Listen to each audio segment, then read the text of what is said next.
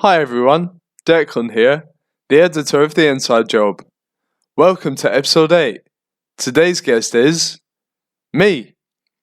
In this episode, Ayana and I discuss my career in rolling stock maintenance with London Underground, and I share some advice for young people who may be considering taking alternative educational routes rather than attending university.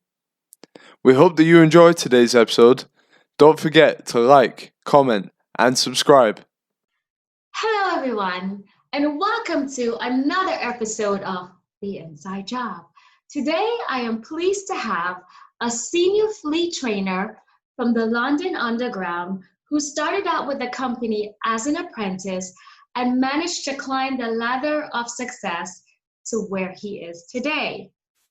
Please join me in welcoming probably the most important guest that I will ever have on the show, mainly because he's my husband, Mr. Declan James Ritchie. Thank you so much for taking the time out of your busy schedule to sit with us today. I couldn't come up with any excuses. Yeah, because I know where you live. I live with you. And, but seriously, regardless of our relationship, I would have reached out to you because your path to success, it's slightly different from the traditional. And we're going to get into that a little bit further as to the path that you took and how it worked for you. Cool. All right, but before we get into that, explain to myself and those that are listening out there, what exactly is a senior fleet trainer? What does a fleet trainer do? So a fleet trainer essentially provides training for, in my case, train maintenance individuals. When we say the fleet, we're talking about the rolling stock, like the trains. So we provide training for the maintenance staff that work on those trains. So that's all the way from apprentices to train maintainers, all the way through to kind of managers as well. So duty depot managers, fleet managers, people like that. So for example, what would you train them on? How to ride the train, how to cut the wheel? Yeah, so for example. So we would train them in a range of maintenance tasks. So that'll a lot of it is kind of like planned maintenance. I will also train them in certain safety aspects, so electricity at work, working at heights, kind of subjects like that we'll cover as well. But for the most part, our training is based around planned maintenance of the rolling stock. Okay, so you're thinking about your future and going to university. Mm-hmm. At what point did you decide, I'm going to forego going to university, taking that traditional role, and do an apprentice program? So for me, it was, it kind of happened to me twice. So I did my work experience just by chance. I did my work experience on the underground when I was 15. At that point, obviously I saw what they did in the depots. I thought it was really interesting. And so I decided I want to get work experience there. However, when I hit 16 and I was old enough to apply, the apprenticeship was closed for a year. It wasn't long after the kind of economic downturn. I think the area in which I ended up working was actually privatized for a public-private partnership. And for that reason, they closed the apprenticeship scheme for a year. So I ended up doing a year of college, which is like, for any American viewers that you have, that's like the step before like university. So what we call college is like 16 to 18. Okay. So like high school. Yeah, so I did a year of that, and the apprenticeship then reopened. So I did a lot of thinking about it, and I decided to apply. Okay, so you knew from a young age that you wanted to get into the apprentice program, clearly, because you mentioned starting out at 15. Yeah. So at this point, you've made up in your mind, you're not going to go to university. I know for me, I'm from a West Indian background, and so we're a bit more traditional, and education is key. You have to go to college, you have to get that degree, the master, the PhD, everything.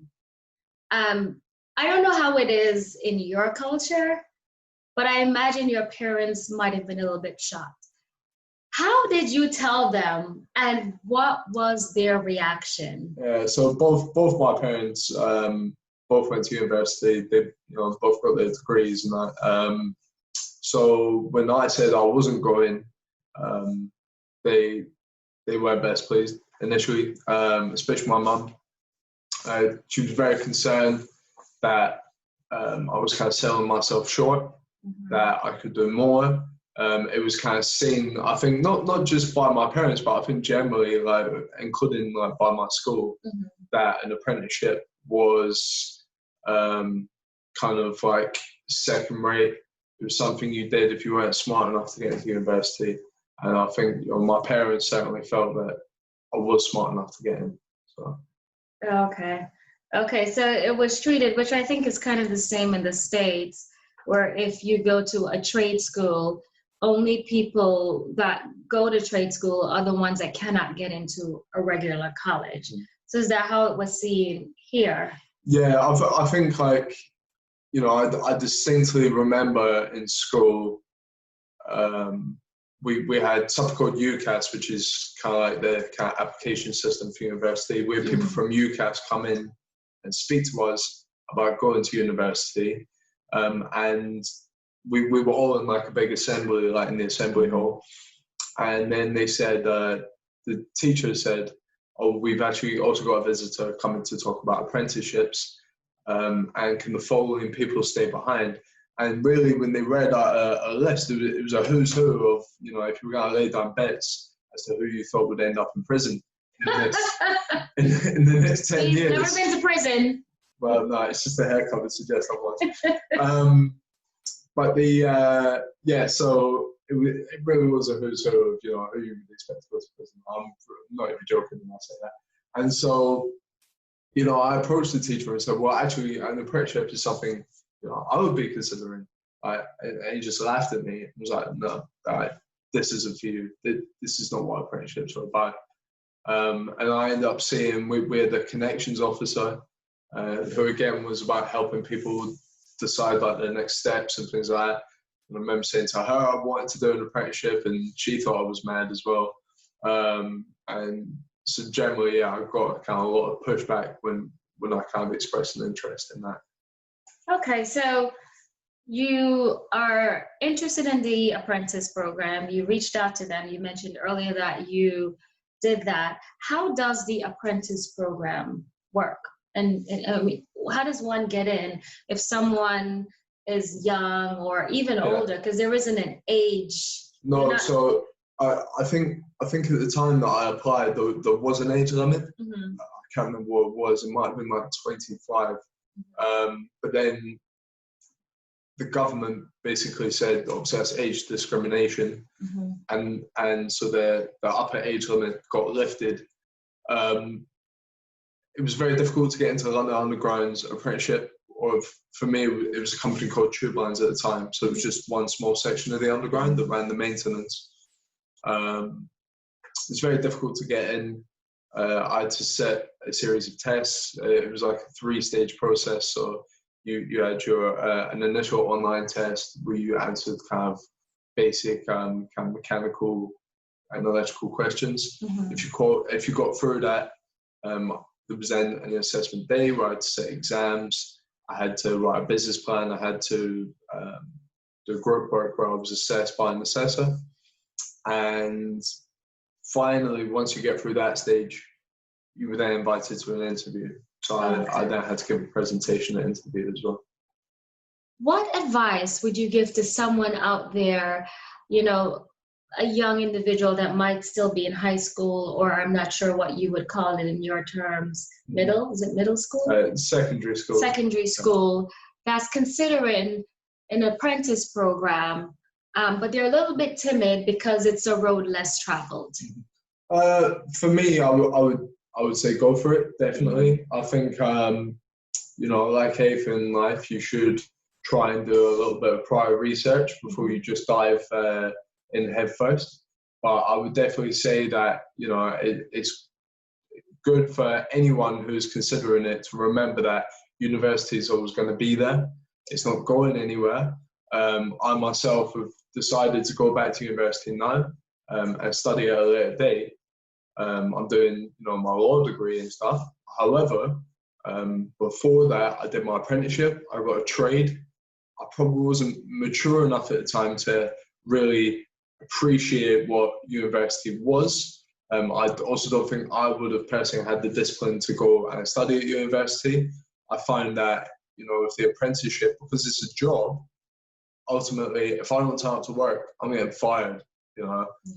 Whereas, you know, if I was at university, that wouldn't have been the case. So for me, the apprenticeship taught me discipline, and it gave me a trade, a qualification, something that's international, something that I can use absolutely anywhere in the world, and it translates, you know, into every country, every nation. Everyone needs plumbers, builders, electricians. These roles are never going away, and I would definitely recommend anyone who's considering an apprenticeship to look further into it, to apply for it.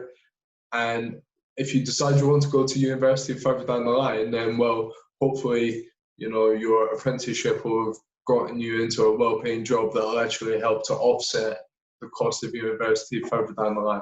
That's definitely something I would recommend. And I think the last part that he touched on is another thing that a lot of people don't know, is that these apprenticeship programs, so the apprenticeship is usually for a couple of years, right? Yeah, 2 or 3 years. 2 or 3 years. And if you're starting that program and you are, in your case, you were 16, 17 or whatever, and then and it was what, 3 years? Yeah.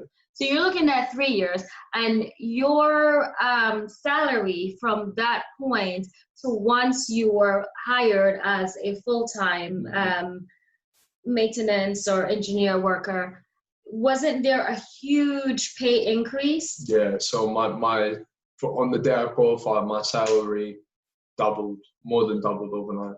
Yeah, and that's another thing to consider. So at that point, he's about 20, 21, and he's already making the salary of his friends. They're not even making it yet because they're still in university for a year or two more before they graduate. So also these trade programs, if you do pass and you fulfill the apprenticeship program, it does pay off in the end. 100%. It certainly did for me. And not for me. And I'm going to segue just a little bit. I wanted to ask you, I'm going to ask you a fun question. Don't try and look at my questions. Oh, no, I'm worried. Who is your favorite musician of all time? And can you recite a line from one of your favorite songs from them? Oof, take your time. He had no clue that I was going to ask this. I didn't. Or any of the questions. I want it to be a surprise. So your favorite artist, singer, rapper, and recite a line. Well, my favorite artist is Biggie. You know, it is Notorious B.I.G. To be honest, I don't think it's appropriate to recite any song he ever made, especially in an interview setting.